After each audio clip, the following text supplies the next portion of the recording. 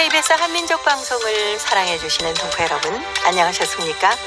보고 싶은 얼굴, 그리운 목소리, 이소연입니다. 코로나19와 함께 새해를 시작했고요. 코로나19와 함께 살아가고 있습니다. 가고 싶은 곳도 마음대로 갈 수가 없고, 보고 싶은 사람을 마음껏 만날 수도 없는 시간이지만 우리만 그런 게 아니잖아요. 전 세계가 다 마찬가지 아닙니까? 한국에서 거주하고 있는 동포들의 경우를 보면은 중국이나 중앙아시아, 사할린을 오가면서 일을 하거나 생활하시는 분들이 많은데요. 코로나19 때문에 하늘길도 어렵고 자유롭게 오가지 못하고 일자리까지 잃으신 분들도 있습니다. 이런 때일수록 가족의 사랑, 이웃의 따뜻한 관심이 필요하지 않을까 싶어요. 안부 전화 자주 드리고 따뜻한 말로 서로에게 위로가 됐으면 좋겠습니다. 자, 오늘 첫 곡 이적이 노래합니다. 당연한 것들. 동포 여러분의 편지 사연으로 함께하는 시간입니다. 행복 우체통. 수요일의 편지 손님은 동포세계신문의 김용필 대표입니다. 어서 오세요. 네, 안녕하세요. 우리 중국 동포들 중에 코로나19 때문에 이 시간들을 힘들게 보내시는 분들이 꽤 많으시죠? 네, 많으시죠.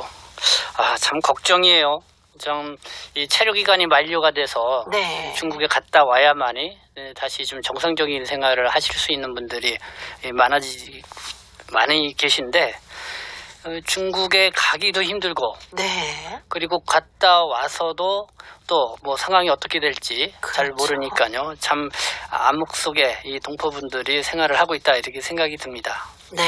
먼저 중국 출국 같은 경우는 네. 검사도 아주 까다롭게 받아야 돼요. 그렇죠.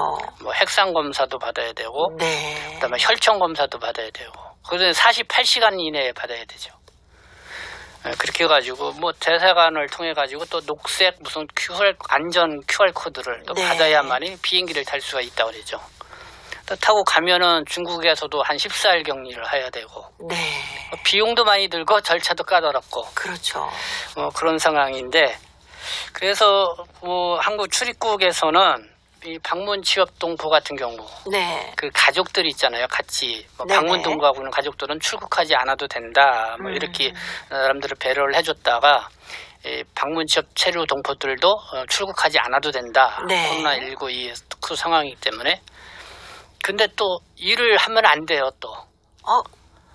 출국하지 어떡해요, 않게끔 그러면? 이제 정부가 배려를 해줬는데, 네. 일을 하면은 또 안 된다. 이렇게 또 단서를 달아서, 아니, 일을 하지 않고 그 가족들이 어떻게 먹고 살아요? 그러니까요. 그럼 어떻게들 하고 계십니까? 일을 안 할 수는 없죠. 네. 결국은 좀 불법 취업을 해야 되는데, 그 단속에 걸리면은 벌금 내야 되죠. 네. 나중에 또 재외동포 체류 자격이라든가 여러 이렇게 가지. 변경을 하려고 네. 그러면은 그것 때문에 또 불이익 준다고 그러니까 이 동포분들이 불만이 많죠. 네. 이왕 배려를 해줄 것 같으면은 정상적으로 생활을 할 수 있게끔 코로나19에 그렇다고 정부가 재난지원금을 내국인처럼 이렇게 또 쪽으로 주는 것도 아닌데 하는 그런 불만들이 이 동포들 사이에서는 좀 속지 않게 좀 있습니다. 네, 그러시겠네요. 일단 체류를 할 수 있게 돼서 반갑긴 합니다만은 일을 해야 또 생계를 유지할 수 있는 시간들 아닙니까? 그렇죠. 더구나 또 식당이니 이런데 매출이 떨어지면 일하시는 분들의 숫자도 점점 줄어들고 그래서 더 힘들 텐데 어떻게 하면 좋을까요?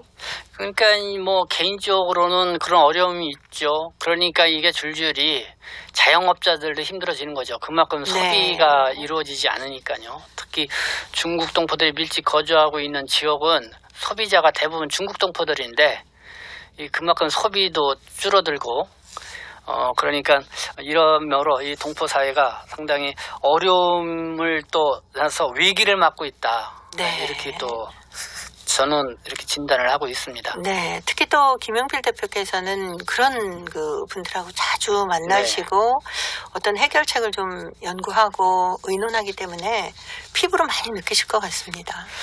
목소리도 좀 많이 내고는 있는데요. 네. 또 이 관련 단체들도 목소리를 많이 내고 있는데 이 정부 차원에서 이게 좀 모든 것이 다 이 내국인 중심으로 네, 또 네. 코로나 뭐 방지 그렇죠. 대책도 세우고 막 그러니까 뒷전으로 좀 밀려 있는 그런 상황인데 뭐 코로나19가 뭐 국적을 따지거나 뭐 체류 자격이 어떠냐를 따지는 게 아니잖아요. 네. 그런데 이런 때는 다 같이 어쨌든 합심해서 이 위기를 극복해 나가야 되는데 그렇게 하기 위해서는 좀 더불어 함께 살 수 있는 그런 좋은 정책이 나오는 게 네. 바람직하지 않냐 이런 생각을 갖게 되는 겁니다. 네.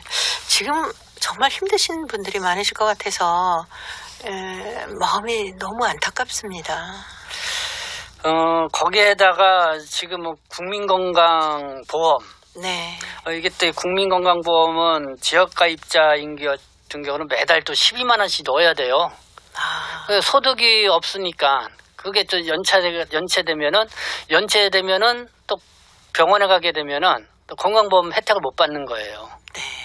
그래서 건강보험이 그렇죠. 그래서 많이 연체돼서 결국은 병원에 가기도 상당히 두렵고 그렇군요. 뭐 이렇게 좀 이러저런 스트레스를 많이 받으시기 때문에 좀 병원 갈 일이 더 많이 있을 수도 있는데 그러니까 안전자치가 너무 안 되어 있는 이런 무방비 상태의 이 동포 사회가 놓여 있다.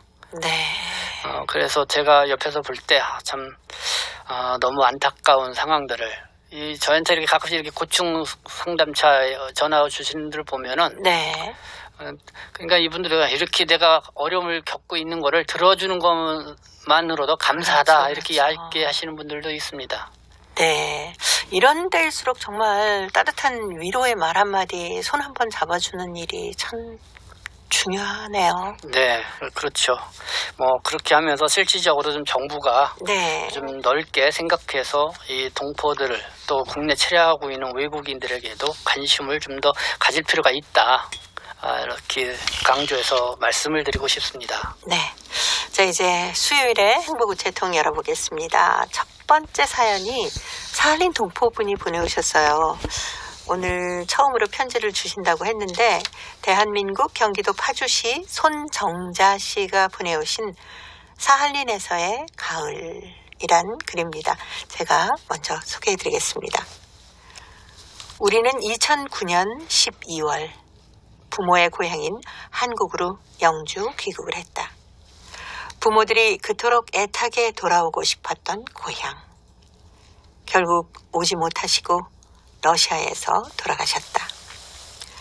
대신 자식들인 우리들이 부모의 고향인 한국으로 왔다.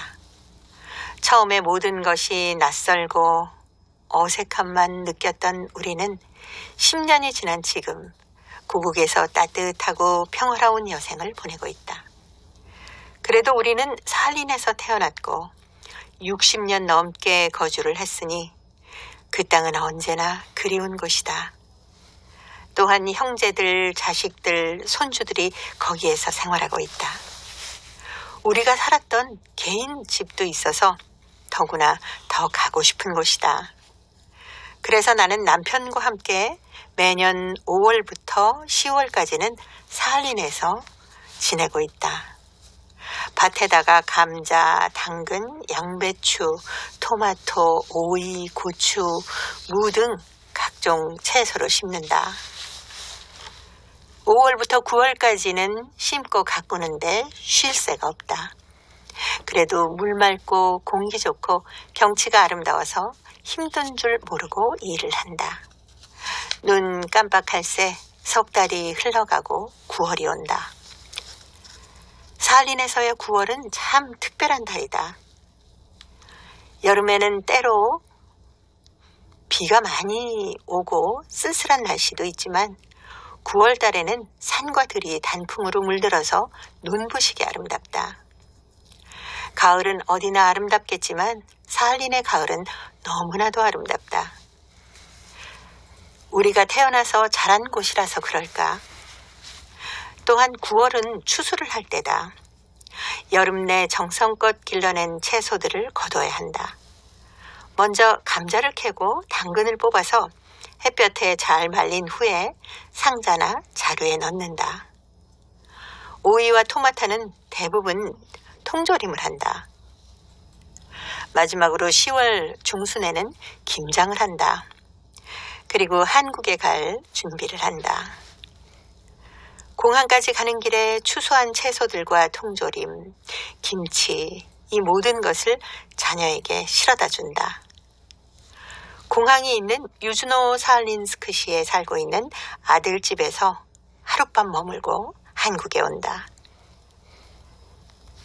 자식들은 우리가 갖다 주는 야채와 김치에 감사하면서 선물도 준다. 우리의 마음이 뿌듯하다. 한편으로 자식들과의 이별에 마음이 무겁지만은 한국의 본집으로 돌아간다는 생각에 가슴이 설렌다. 자식들과 내년에 다시 만나리라 기대하면서 사할린을 떠난다. 그러나 올해는 코로나19 때문에 사할린에 가지 못했다. 자식들과 영상 통화는 자주 하지만 서로의 건강에 걱정이 이만저만이 아니다. 매일 모두 무사하길 아침 저녁 하나님께 열심히 기도를 하고 있다. 라는 글이었습니다. 파주에 살고 계시는 이제 손정자 씨가 5월부터 10월까지는 사할린에 가서 살고 계시다가 한국에 와서 또 네. 춥지 않은 한국이잖아요. 네. 사할린의 겨울보다. 그래서 따뜻하게 살곤 하셨는데 올해는 못 가셨으니까 고향 생각도 많이 나시고 또 자녀분도 많이 보고 싶으시고 그러시겠죠. 네, 그 글을 이렇게 읽어보니까요. 네. 정말 이 한국의 부모님, 시골에 사시는 부모님이나 똑같아요. 사할린에 사시는 우리 동포 부모님이랑 네. 삶이 거의 그렇죠. 같다. 네. 그 마음 씀씀이 뭐 작물 열심히 키워서 아들한테 다 이렇게 주고 또 이렇게 오는 그런 마음들이 그런 거를 이렇게 느낄 수 있었습니다. 네. 대부분 그 사할린에 자녀분들이 다 아무래도 그곳에서 이제 터를 잡고 살고 계시니까 네. 뭐 경제 활동도 하시고 그러느라고 거기 계시고 네. 연로하신 부모님들이 이제 한국에 와서 좀 편안하게 계시지 않습니까? 네, 네. 그러니 사실 많이 보고 싶으시죠. 대한민국에서야 보고 싶으면 자동차 타고 휙 가서 보고 오면 되는데 아유, 그러게요. 그리움이 가득하실 것 같아요. 그게 사할린 동포의 그 영주 귀국 사업이라고 그럴까요? 네. 이게 1992년도 했으니까 거의 한 30년 예, 가까이 30년 됐잖아요. 됐죠.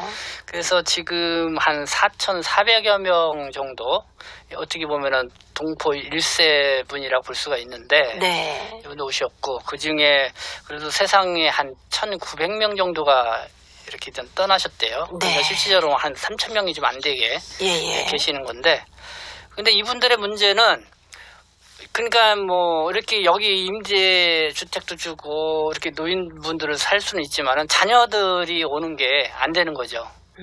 네, 그렇죠. 네, 그래서 예. 이렇게 또 이상가족으로 살 수밖에 또 없고 하나의 이상가족이 되죠. 결국은 이제 자녀를 보기 위해서는 여기 노인들이 사할린으로 가야 이제 볼 수 있으니까 그래서 이 손준자 선생님도 매년 이렇게 뭐 5월달에 사할린에 갔다가 10월달에 들어오는 뭐 그런 현상 그런 게 많이 있었던 것 같아요.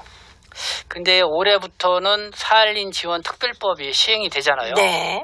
그 작년 4월달에 그 전해철 의원이 네. 국회에 발의했던 사할린 네, 지원 네, 네. 특별법.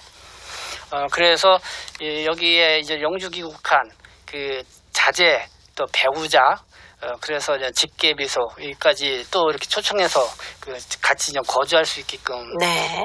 그렇게 됐는데 그러면서도 이 사할린 동포들이 또 함령을 하면서 그것도 아직 미흡하다. 이 사할린 동포들은 거기에 가는 원래 정말 다 한국에 오고 싶어 하고 우리는 이미 한국 국적을 부여받았어야 되는 네. 그런 사람들이다. 그렇기 때문에 그렇게 한계를 두지 말고 다 누구나 원하면은 한국에 만들어 와서 거주도 하고 왔다 갔다 할 수 있게끔 해달라. 아주 그런 소원 이야기들을 많이 하고 있죠. 그래서 네. 아마 그것도 국회에서 좀 더 어떻게 그렇죠. 할지 논의를 하고 있는 걸로 알고 있습니다. 네. 정말 고향이라고 고국이라고 찾아와서 생활하고 계시는 많은 동포분들이 좀 더 편안하게 살 수 있는 그런 정책들이 좀 많이 나왔으면 좋겠어요. 그렇게 아니 정부도 저도 이 중국 동포 관련 활동을 이렇게 해왔지만은 자유왕래를 하고 그다음에 이렇게 거주에 무슨 자유를 주면은 이 정부는 다 한국에 와서 살 것처럼 생각을 하지만은 네네. 이미 거기에 땅도 있고 어느 정도 그렇죠. 재산도 집도 있고 있고. 그러면은 네. 이게 왔다 갔다 하면서 이렇게 생활을 할 수밖에 없거든요. 근데 이렇게 딱 막아놓으면은 오히려 이 왕래가 잘 안 되니까 그러니까 서로 이상 가족이 되고 그러니까 어느 한 곳에 좀 막혀서 생활을 할 수밖에 없게 돼요. 그건 오히려 폐해가 크죠. 네. 그렇기 때문에 내가 볼 때는 이 좀 자유왕래도 하고 어떤 그 자유롭게 다닐 수 있게끔 해주는 정책도 네네. 괜찮다. 제가 지금까지 경험해봤던 바로는 네. 그렇다 또 말씀을 드리고 싶습니다. 네. 이런 것들이 좀 많이 반영이 됐으면 하는 바람입니다. 이혜미의 노래 넝쿨째 굴러온 당신 준비했는데요. 이 이혜미 가수는 살인해서 우리 동포들과 아주 친숙하게 보내고 계시더라고요. 그래서 뭐 살인의 딸이다 막 이렇게 얘기할 네. 정도로 우리 동포들과 친숙한 가수입니다. 이혜미의 노래 준비했습니다. 넝쿨째 굴러온 당신.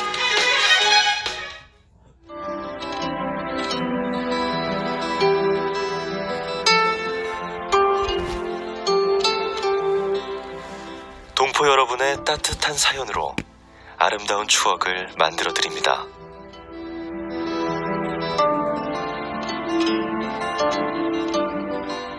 보내실 곳은 대한민국 서울특별시 영등포구 여의공원로 13 KBS 한민족 방송 보고 싶은 얼굴 그리운 목소리 담당자 앞이고요.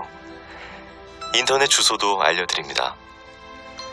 KBS 홈페이지 www.kbs.co.kr에 접속하신 다음 라디오, 한민족 방송, 보고 싶은 얼굴 그리운 목소리를 순서대로 클릭하신 다음 청취자 참여 코너에 글을 남기시면 됩니다.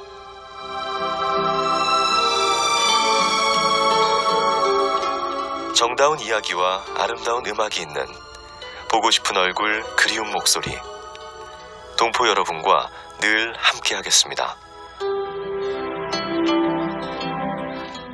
동포 여러분의 편지 사연으로 함께하는 행복우체통 수요일의 편지 손님 동포 세계 신문의 김용필 대표입니다. 자, 오늘 두 번째 사연이 중국 길림성 훈춘시의 주덕진 씨가 보내왔습니다. 쌀이나무라는 글인데요. 김용필 대표가 소개해드립니다. 아침에 일찍 일어난 덕이 선생은 소에게 집과 여물을 푸짐히 주고 조반을 차렸다. 그리고는 서둘러 소를 수레에 메어가지고 쌀이나무를 하러 떠났다.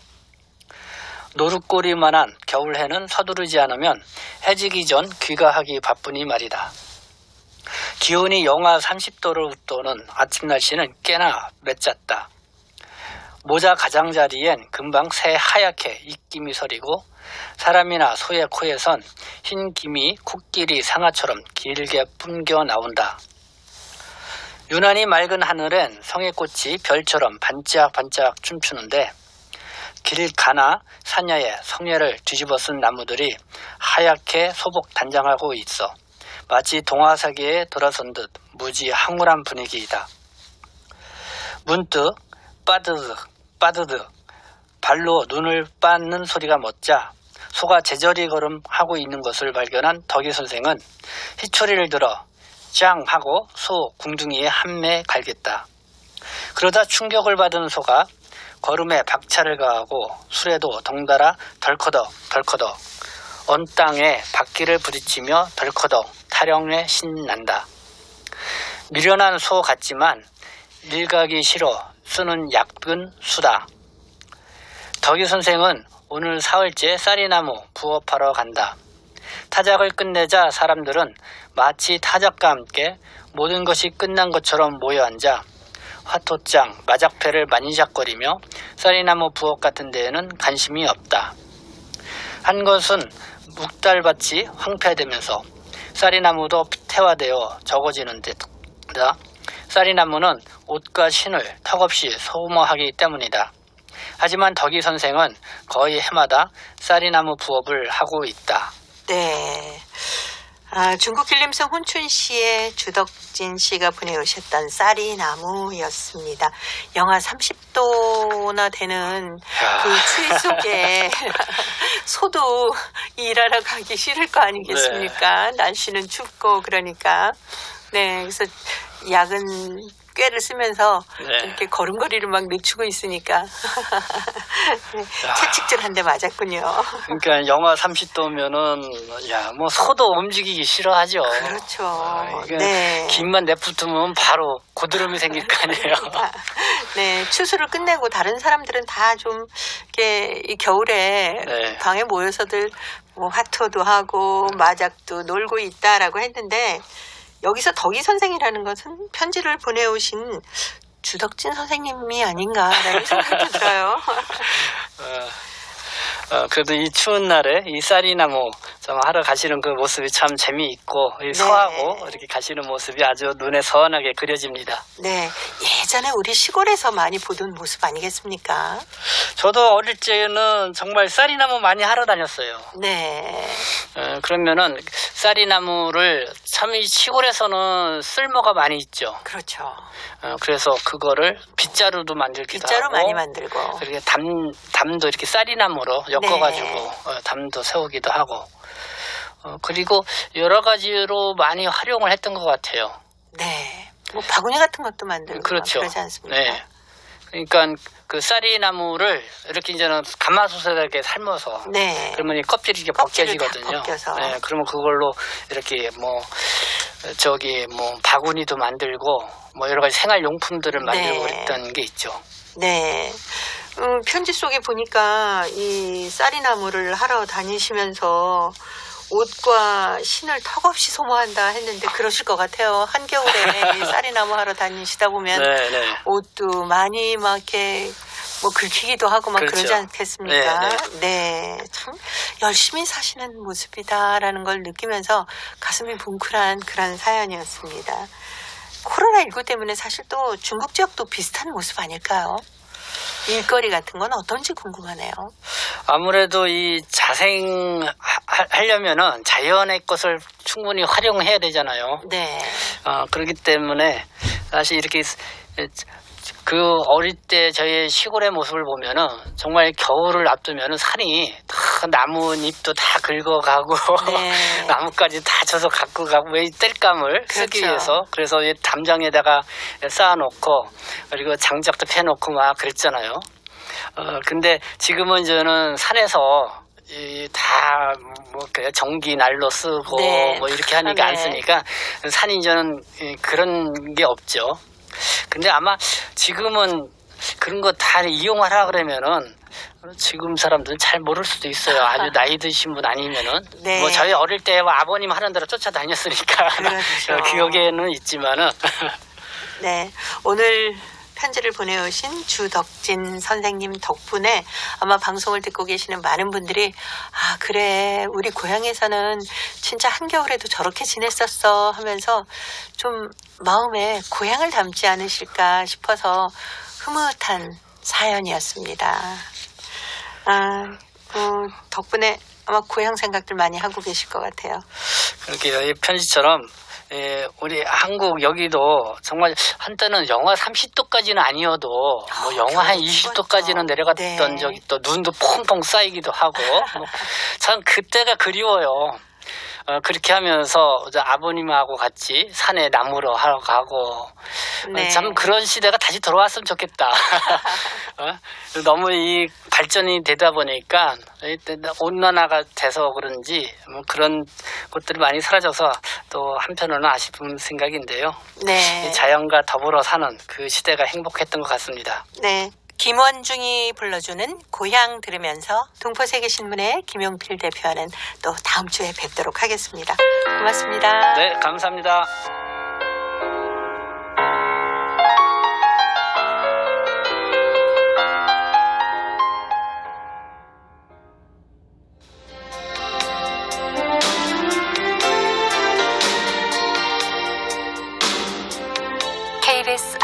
한민족방송은 7천만 온결어의 꿈을 담습니다.